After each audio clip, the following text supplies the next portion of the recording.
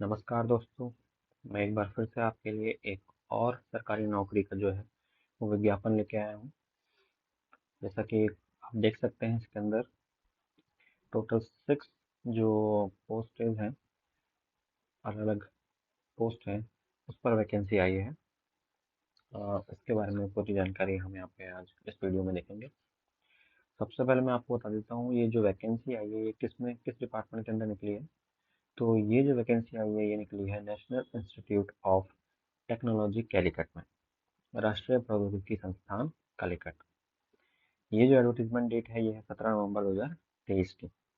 ठीक है दोस्तों, तो वैकेंसी पोजीशन के बारे में हम बात कर लेते हैं। यहाँ पर पहली जो पोस्ट आई है वो आई है डिप्टी रजिस्ट्रार की। इसके अंदर पे लेवल 12 मांगा गया है। सॉरी, पे लेवल 12 इसकी जो सैलरी रहेगी वो रहेगी। दो पोस्टें हैं और 50 जो इसकी है वो मैक्सिमम एज है।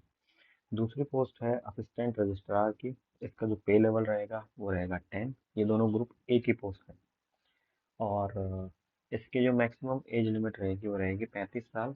दो इसके अंदर पोस्टें आई हैं। ऐसे ही अगली वैकेंसी जो है वो है टेक्निकल असिस्टेंट की। ये ग्रुप बी की पोस्ट है। इसकी जो पे लेवल रहेगी वो रहेगी लेवल 6। 30 साल इसकी मैक्सिमम एज रहेगी। फिर है टेक्निकल असिस्टेंट केमिकल इंजीनियरिंग। पहले वाली जो थी वो थी आर्किटेक्चरल के अंदर, ये और ये जो है वो है केमिकल इंजीनियरिंग के अंदर। इसकी भी पे लेवल 6 रहेगी। ग्रुप बी की पोस्ट है। 30 साल मैक्सिमम मांगी गई है। फिर है टेक्निकल असिस्टेंट नर्सिंग के अंदर, ये भी लेवल 6 की पोस्ट है और 30 साल इसके अंदर जो है मैक्सिमम एज लिमिट रहेगी।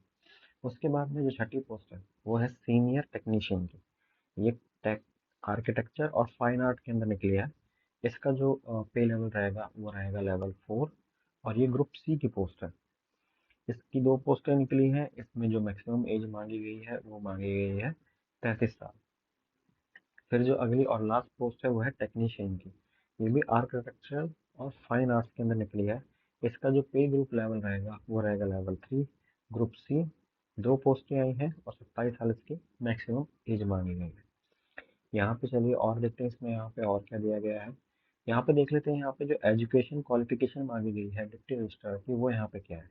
तो यहाँ पे डिप्टी रजिस्ट्रार की जो एजुकेशन क्वालिफिकेशन दी गई है उसके अंदर मांगा गया है कि master degree in any discipline with at least 55% of और इट्स इक्विवेलेंट ग्रेड। यानी कि आपके पास में आपकी जो मास्टर डिग्री होगी उसके अंदर 55% आपके आने चाहिए। 55% से आप वो पास किया होना चाहिए, वो इसके अंदर मांगा गया है।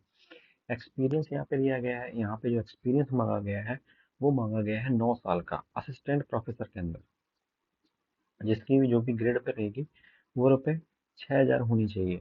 ठीक है, एनुअल ग्रेड पे। और 3 साल का एक्सपीरियंस होना चाहिए इसमें एजुकेशन एडमिनिस्ट्रेशन के अंदर। 9 साल का एक्सपीरियंस मांगा गया है टोटल, जिसमें से 3 साल का जो एक्सपीरियंस है वो एडमिनिस्ट्रेशन में रहना चाहिए, एजुकेशनल एडमिनिस्ट्रेशन के अंदर, या फिर comparable experience in research establishment और other institute of higher education. ठीक है दोस्तों, यानी कि अगर आपके पास में ऐसा एक्सपीरियंस नहीं है तो दूसरा एक्सपीरियंस भी चल जाएगा, पर वो किसी रिसर्च एस्टेब्लिश के अंदर होना चाहिए और किसी ऐसे इंस्टीट्यूट के अंदर होना चाहिए जो हायर एजुकेशन प्रोवाइड करवाता हो। फिर यहाँ पे अगर आपके पास ये भी नहीं है तो तीसरा आपके पास में 5 साल का एडमिनिस्ट्रेटिव एक्सपीरियंस होना चाहिए as an assistant registrar in the grade pay of 5400। देखिए सर, देखिए दोस्तों, ये जो 5400 ग्रेड पे होता है ये दो लेवल पे होता है। एक होता है लेवल 9 और एक होता है लेवल 10। दो के अंदर होता है। यहाँ पर ये कंफर्म नहीं किया गया है ये कौन से लेवल के अंदर मांग रहे हैं, तो मे भी दोनों के अंदर जो है वे चल जाएगा। डिजायरेबल क्वालिफिकेशन में हमको जाना नहीं है क्योंकि वो मैटर नहीं करता है। अगली जो पोस्ट है असिस्टेंट रजिस्ट्रार के अंदर, इसके अंदर जो एजुकेशन क्वालिफिकेशन मांगी गई है उसके अंदर भी मास्टर डिग्री मांगी गई है 55% के साथ में। इसके अंदर जो ये मांगा गया है हम वो देख लेते हैं कि इसमें जो एक्सपीरियंस मांगा गया है उसके अंदर क्या मांगा गया है। उसमें यानी इन्होंने बोला है कि employ serving as a superintendent private secretary, यानी कि कोई भी एम्प्लॉय अगर वो सुपरिटेंडेंट की पोस्ट पे है या फिर प्राइवेट सेक्रेटरी की पोस्ट पे है 5400 ग्रेड पे के साथ में, और उसके 2 साल की जो है सर्विस हो गई हो, रेगुलर सर्विस हो गई हो। ठीक है, या तो सुपरिटेंडेंट के अंदर ग्रेड सेकंड में, यहाँ पे देखिए यहाँ पे दो है। सुपरिटेंडेंट एक तो ग्रेड 1 मांग रहा है या फिर सुपरिटेंडेंट ग्रेड सेकंड, पर ये दोनों अलग अलग है। यहाँ पे दिया गया है कि 2 साल का एक्सपीरियंस तब चाहिए जब वो सुपरिटेंडेंट ग्रेड 1 के अंदर हो, या फिर कोई प्राइवेट सेक्रेटरी हो और 5400 ग्रेड पे काम कर रहा हो, तो 2 साल चल जाएगा। लेकिन अगर सुपरिटेंडेंट ग्रेड सेकंड में है और प्राइवेट सेक्रेटरी अगर 4800 ग्रेड पे है, ये दोनों पोस्ट अगर 4800 ग्रेड पे कोई काम कर रहा है, तो उनको यहाँ पे 5 साल की जो है सर्विस चाहिए मास्टर डिग्री के साथ में। ऐसा नहीं हो कि उसके पास में जो भी है बैचलर डिग्री हो और फिर उसके पास में वो एक्सपीरियंस हो, तो वो यहाँ पे नहीं मांगा गया। यहाँ पे मांगा गया है मास्टर डिग्री भी होनी चाहिए साथ के अंदर। फिर आगे चलते हैं, देखते हैं टेक्निकल असिस्टेंट आर्किटेक्चर के अंदर। यहाँ पर जो है first class B arts, B design और B F A, bachelor in fine arts. Normal सी बात है दोस्तों, टेक्निकल असिस्टेंट पोस्ट का नाम है और आर्किटेक्चर के अंदर मांगा गया है, तो सिंपल सी बात है, ये जो मांगेंगे क्वालिफिकेशन वो आर्किटेक्चर के अंदर ही आपकी पढ़ाई की हुई होनी चाहिए और फर्स्ट क्लास के साथ होनी चाहिए। इन्होंने ये भी यहाँ पे लिख दिया है। आगे बढ़ते हैं, आगे है अगली है टेक्निकल असिस्टेंट केमिकल इंजीनियरिंग के अंदर।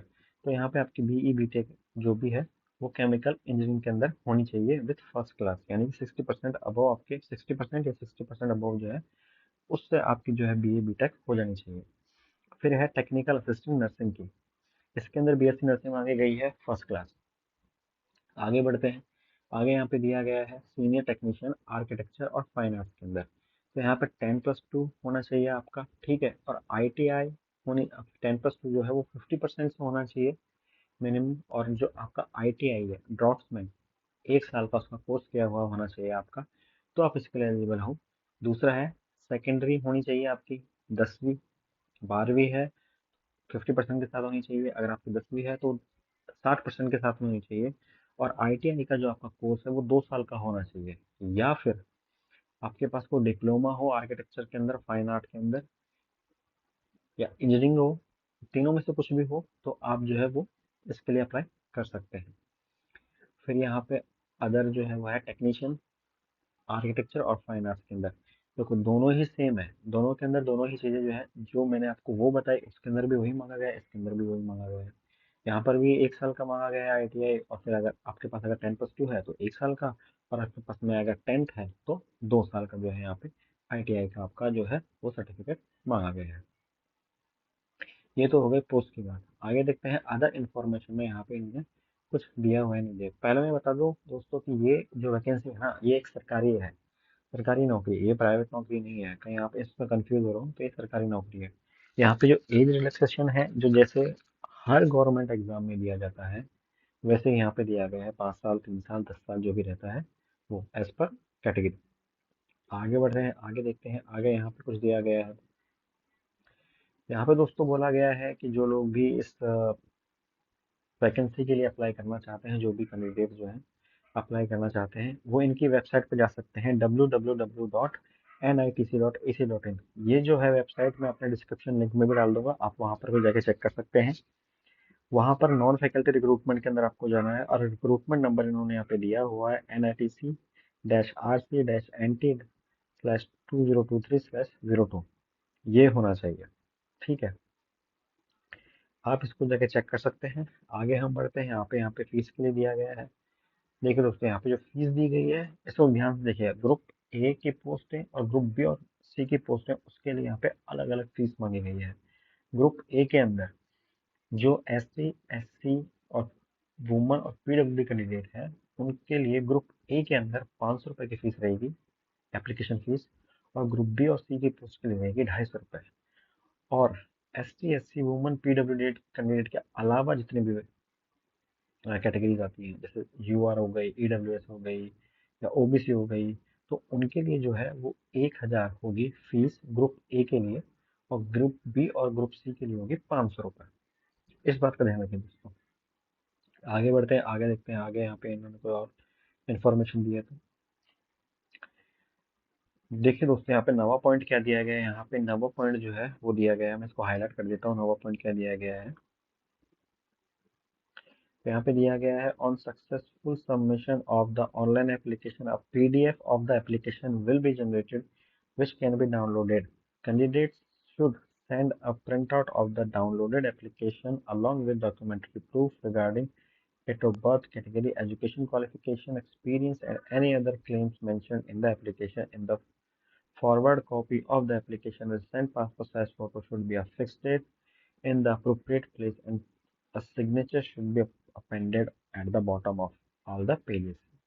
सीधा सीधा उन्होंने यहाँ पे ये बोला है कि आपको क्या करना है। जब सक्सेसफुली आप ऑनलाइन इसके लिए अप्लाई कर देंगे तो आप उसके बाद में एक पीडीएफ जनरेट हो जाएगा। जैसे आप उसको सबमिट करेंगे फॉर्म फिल करने के बाद में जो पीडीएफ जनरेट होगा वो आप उसको डाउनलोड कीजिए। डाउनलोड करने के बाद में आपने उसमें जो भी डिटेल डाली है, जो भी डॉक्यूमेंट्स डाले कि आपने ये किया है, वो किया है, वो किया है, उन सभी की एक कॉपी लीजिए, एक एक कॉपी निकालिए, प्रिंट आउट कीजिए और वो उस पीडीएफ के साथ में, पीडीएफ में जो आपने प्रिंट लगाया है उसके साथ में उसको लगाइए, उसके सिग्नेचर कीजिए और उसके बाद में एक एनवलप बनाइए।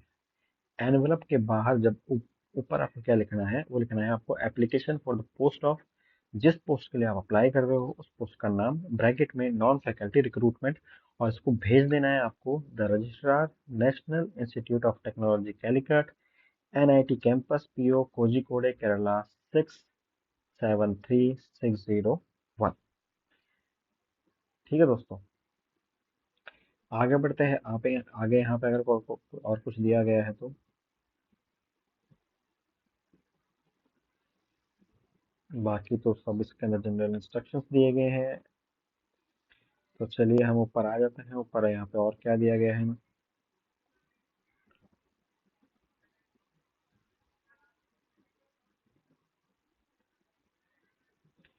ये एक एनआईटी की जॉब है दोस्तों, काफ़ी बढ़िया जॉब है। आप कैंपस के अंदर आराम से जो है वो घूम सकते हैं। बहुत बड़ा कैंपस होता है एनआईटी का वैसे भी। जॉब तो आप वैसे भी वहाँ पे करोगे ही।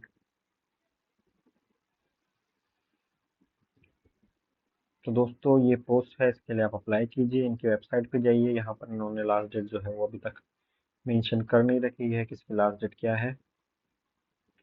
पर जहाँ तक मुझे पता है इनकी लास्ट डेट जो है वो शायद 29 या 31 जनवरी इसके अंदर दी गई है। मैं जैसे जो भी होगा डिस्क्रिप्शन में जो इसकी लास्ट डेट होगी वो लिख दूंगा कि लास्ट डेट इसकी क्या है फॉर्म्स फिल करके पहुंचाने की।